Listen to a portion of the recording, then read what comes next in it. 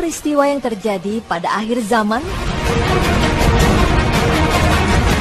Apa yang terjadi pada kurun waktu terakhir ini sungguh memilukan hati, seperti peperangan yang sangat dahsyat di antara umat manusia hingga memakan ribuan korban jiwa. Tersebarnya fitnah di tengah-tengah manusia yang mengakibatkan banyaknya kasus pembunuhan, hingga sampai pada kasus seseorang membunuh yang lainnya. Sementara dia tidak tahu faktor apa yang mendorongnya untuk membunuh. Dan selain itu didukung pula oleh senjata-senjata penghancur massal yang memiliki peran penting terjadinya banyak pembunuhan, sehingga membuat manusia menjadi barang yang tidak berharga. Sebut saja konflik Timur Tengah yang tak kunjung mereda, bahkan semakin hari semakin banyak menelan korban jiwa. Ini bukan lagi masalah politik, bukan juga masalah agama. Pemicunya adalah hati nurani yang terlanjur mati untuk membunuh saudara sendiri. Rasulullah SAW bersabda, tidak akan datang hari kiamat hingga banyak al-harj. Mereka bertanya, wahai Rasulullah, apakah al-harj itu? Beliau menjawab, pembunuhan. Hadis riwayat Muslim. Lalu benarkah hal ini merupakan salah satu dari beberapa peristiwa yang terjadi pada akhir zaman? Apakah fitnah-fitnah yang merebak hingga mengakibatkan manusia yang satu membunuh manusia lainnya adalah tanda-tanda bangkitnya Dajjal? Lalu bagaimanakah Islam sendiri menerangkan tentang peristiwa-peristiwa yang akan terjadi pada akhir zaman nanti?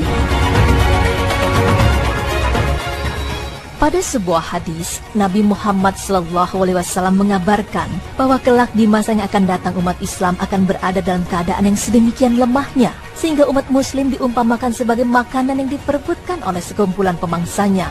Dalam hadis riwayat Abu Daud bersabda Rasulullah SAW yang artinya, hampir tiba masanya kalian diperebutkan seperti sekumpulan pemangsa yang memperebutkan makanannya. Maka seseorang bertanya, ya Rasulullah, apakah karena sedikitnya jumlah kita? Kemudian beliau menjawab, bahkan kalian banyak, namun kalian seperti buih mengapung. Dan Allah telah mencabut rasa gentar dari dada musuh kalian terhadap kalian. Dan Allah telah menanamkan dalam hati kalian penyakit al-wahan. Seseorang bertanya kembali, ya Rasulullah, apakah al-wahan itu?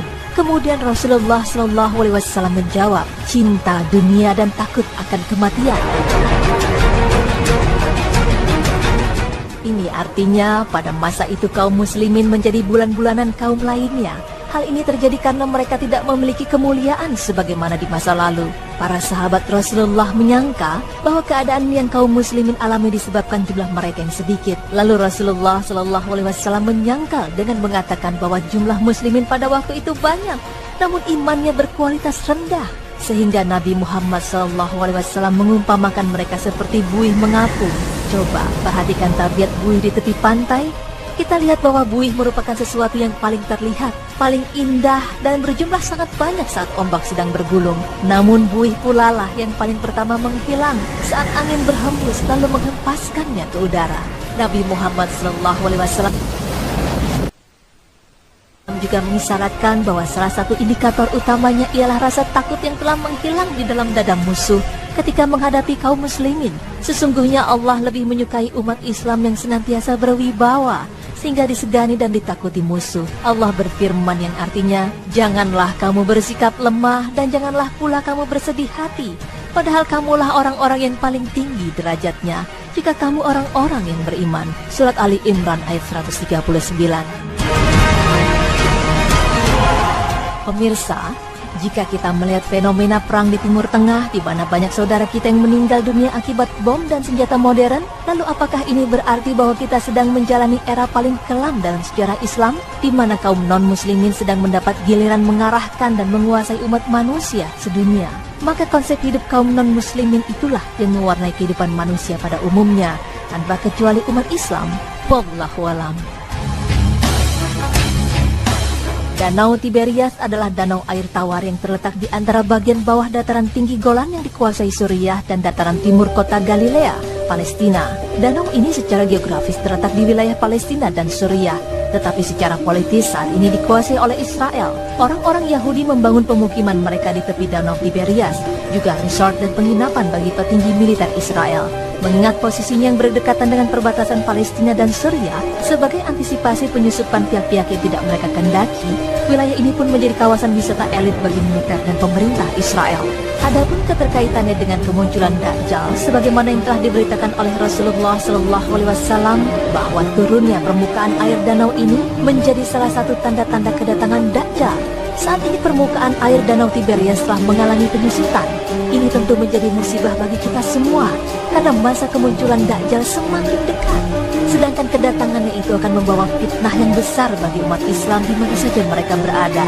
Sebagian besar manusia terkena fitnah tersebut. Dalam hadis riwayat Imam Muslim, Rasulullah bersabda bahwa Dajjal berkata kepada Tamim dan orang-orang Arab yang berlayar dengan kapalnya, "Beritakan kepadaku tentang Danau Tiberias." Kami pun berkata, "Tentang apa yang ingin kau ketahui?" Dia berkata, "Apakah di sana ada airnya?" Kami menjawab, "Danau itu banyak airnya." Dia berkata, "Ketahuilah, airnya tak lama lagi akan habis." Lalu Rasulullah melanjutkan sabdanya, "Sesungguhnya apa yang disampaikan oleh Tamim membuatku kagum, karena sesuai dengan yang pernah saya sampaikan kepada kalian tentang Dajjal, Madinah dan Mekah. Dia berada di Laut Syam atau Laut Yaman. Bukan, tetapi dia ada di timur. Dia ada di timur. Dia ada di timur." Beliau pun memberi isyarat dengan tangannya ke arah timur. Tamim adalah seorang pemeluk Nasrani, lalu dia datang menyatakan keislamannya dan menceritakan kepada Rasulullah. Lalu apakah turunnya permukaan air Danau Tiberias merupakan salah satu pertanda semakin dekatnya kemunculan Dajjal?